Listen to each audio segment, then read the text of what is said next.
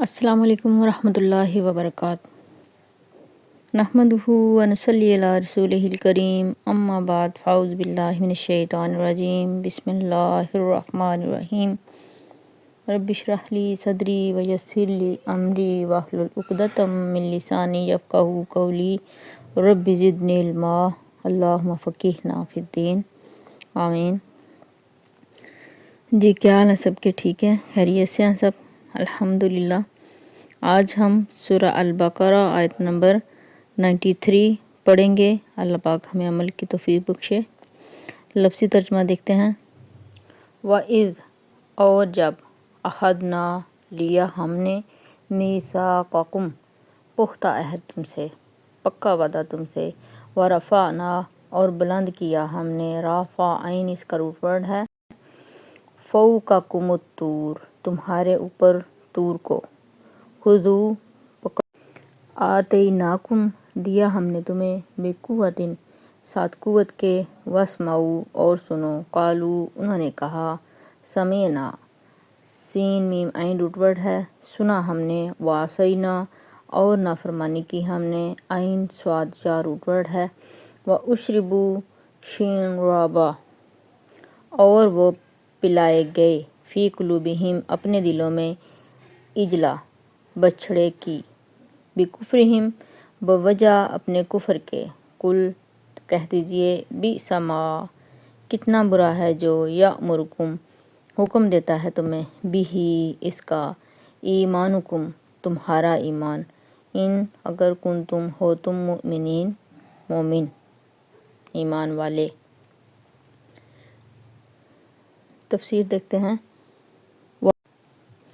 وَإِذْ أَخَذْنَا مِيثَاقَكُمْ، وہ وقت یاد کرو جب ہم نے تم سے پکا وعدہ لیا تھا، پختہ عہد لیا تھا۔ کس بات کا وعدہ؟ ایمان کا وعدہ، تورات پر عمل کرنے کا وعدہ، وَرَفَعْنَا فَوْقَكُمُ الطُّورَ، اور ہم نے تم پر کوہ طور کو بلند کیا تھا۔ آپ کو یاد ہوگا بنی اسرائیل کی نافرمانیوں اور کتاب کو بھلانے کی وجہ سے اللہ سبحانہ تعالیٰ نے ایک موقع پر زبردست جھنجھوڑا تھا ان کو۔ کس طرح سے؟ کوہ طور کو زمین سے اکھاڑ کر ان کے سروں پر معلق کیا اور کہا، خذوا ما آتیناکم، پکڑو وہ جو تم کو دیا جا رہا ہے اور اس کتاب پر عمل کرو۔ کیا کہا اللہ نے؟ خذوا ما آتیناکم، لے لو جو ہم تم کو دے رہے ہیں، بقوۃ، ساتھ مضبوطی کے، مضبوطی کے ساتھ تھام لو۔ مضبوطی کے ساتھ سے کیا مراد ہے؟ اس کی تصدیق کرو، اس پر عمل کرو، اس کے معاملے میں کسی سستی کوتاہی کا شکار نہ ہو۔ واسمعوا، اور سنو، صرف سنو نہیں بلکہ کیا کرو؟ عمل کرو۔ قالوا، تو انہوں نے کہا، سمعنا، ہم نے سن لیا، وعصینا، اور ہم نے نافرمانی کی، واشربوا فی قلوبہم العجل، اور وہ پلائے گئے ان کے دلوں میں بچھڑے کی محبت۔ بچھڑے کی محبت سرات کر گئی تھی ان کے دلوں میں۔ اب محبت کو پینے کی چیز تو نہیں ہے، تو پھر ایسے کیوں کہا گیا کہ وہ پلائے گئے ان کے دلوں میں؟ کہ واشربوا، شین رابا روٹ ورڈ ہے نا اس کا، پلائے گئے، اس کا معنی ہے، شین رابا شراب سے بھی ہے۔ مثال کے طور پر کسی پودے کو پانی دیں تو کیا ہوتا ہے؟ وہ پانی مٹی کا حصہ بن جاتا ہے۔ اگر ہم کہیں کہ پانی اور مٹی کو الگ کر دیں تو کیا کر پائیں گے؟ وہ پانی جو خشک مٹی کو پلایا جاتا ہے وہ خود کو مٹی میں خلط ملط کر دیتا ہے، اس کو مٹی سے الگ کرنا ناممکن ہوتا ہے۔ مٹی کو اس طرح سے مطلب جو خشک مٹی ہے اس کو ہم پانی دیتے ہیں تو مٹی اس طرح سے وہ پانی پی جاتی ہے کہ اس پانی کو اس سے الگ کرنا مشکل ہو جاتا ہے۔ تو اسی طرح جب کسی انسان کی محبت کسی کے دل میں چلی جاتی ہے تو پھر اس انسان کے اندر رچ بس جاتی ہے، اور پھر اس کو اس کے دل سے الگ کرنا انسان کے بس کی بات نہیں ہوتی۔ جیسے پانی کو مٹی سے الگ کرنا یہ کسی کے بس کی بات نہیں، اسی طرح کسی کی محبت اگر دل میں رچ بس جائے تو پھر اس کو اس کے دل سے نکال لینا یہ کسی انسان کے بس کی بات نہیں ہے۔ تو اشربو، اور ان کے دلوں میں بچھڑے کی محبت ایسے ہی ان کے اندر چلی گئی جیسے ایک خشک مٹی کے اندر پانی جذب ہو جاتا ہے۔ تو اس لیے کہا گیا وہ اشربو، وہ پلائے گئے۔ کیوں ڈالی گئی تھی ان کے دلوں میں محبت؟ اللہ تعالیٰ ساتھ ہی بتا رہے ہیں بکفرہم، ان کے کفر کے سبب، ان کے فتنے کی وجہ سے۔ تو کل کہہ دیجئے بئس ما یأمرکم بہ ایمانکم ان کنتم مؤمنین، کتنا برا ہے، کیسا برا ہے، کیسا ہے یہ ایمان جو تمہیں اللہ کی محبت چھوڑ کر بچھڑے کی محبت دے رہا ہے۔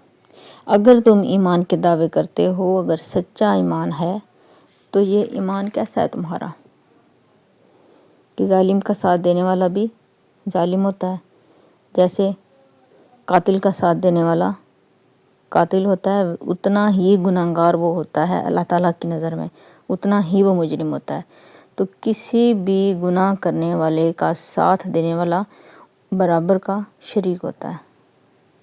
بالکل ایسے ہی باقی برائیاں جو ہیں ان میں بھی کسی برائی کا ساتھ دینے والا برابر کا مجرم ہوتا ہے۔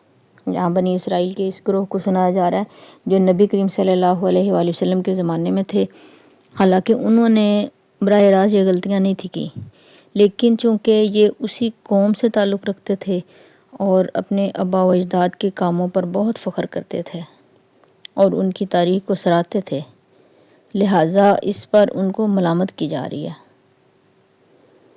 تو کیا کہہ رہے ہیں اللہ تعالیٰ، خذوا ما آتیناکم بقوۃ، جو دیا ہے اس کو مضبوطی سے پکڑ لو۔ ہمارے لیے کیا حکم ہے؟ کتاب کو مضبوطی سے پکڑو، سنت کو مضبوطی سے پکڑو۔ قوت سے پکڑنا، قوت سے پکڑنا کیا ہے؟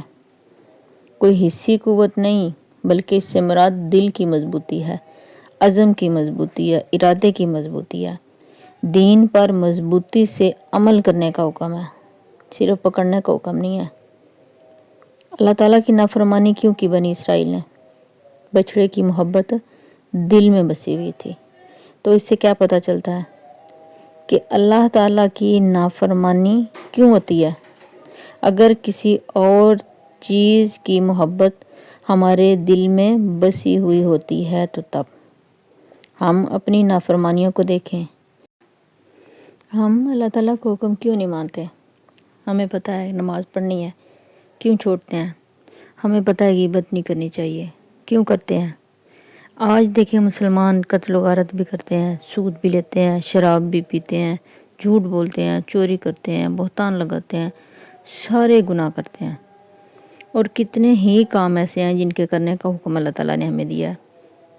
باقی الصلاۃ وآتوا الزکوٰۃ، کیوں نہیں پڑھتے نماز؟ کیوں زکوٰۃ ادا نہیں کرتے؟ کیا وجہ ہے؟ سوچا ہے کبھی ہم نے کہ کیا وجہ ہے کہ اللہ تعالیٰ نے ہمیں جو چیزیں حکم دی ہوئی ہیں کہ یہ کرو وہ ہم نہیں کر پا رہے، اور جو ہمیں منع کیا گیا ہے انہی چیزوں میں ہم کھوئے ہوئے ہیں، ڈوبے ہوئے ہیں۔ ہم کرنا چاہتے ہیں، سیدھے راستے پہ چلنا چاہتے ہیں، لیکن ہم نہیں چل پاتے، بہت کوشش کرتے ہیں کہ سیدھے راستے پہ چلیں لیکن پھر بھی بھٹک جاتے ہیں۔ وجہ کیا ہے؟ وَأُشْرِبُوا فِي قُلُوبِهِمُ الْعِجْلَ، ہر ایک کا کوئی نہ کوئی عجل ہے، ہر ایک کے دل میں کوئی نہ کوئی بچھڑا ہے، کوئی بھی ایسی چیز جو ہماری کمزوری اس طرح بن جائے کہ اس کی وجہ سے ہم اللہ تعالیٰ کی فرما برداری سے رک جائیں، خواہ وہ مال ہو، خواہ وہ جاب ہو، ہمارا کیریئر ہو، ہماری اولاد ہو، ہمارے دوست ہوں، ہمارے رشتہ دار ہوں، کوئی بھی ہو، ہم سب کو اپنے اپنے عجل کو ڈھونڈنا ہے اور اس سے دور ہٹنا ہے۔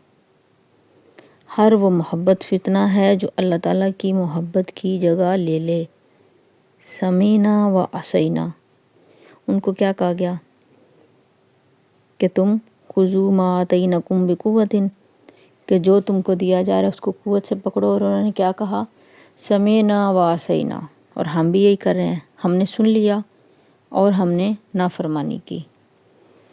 ہمیں کیا کہنا چاہیے سمینا و اطعنا، ہم نے سن لیا اور ہم نے اطاعت کی۔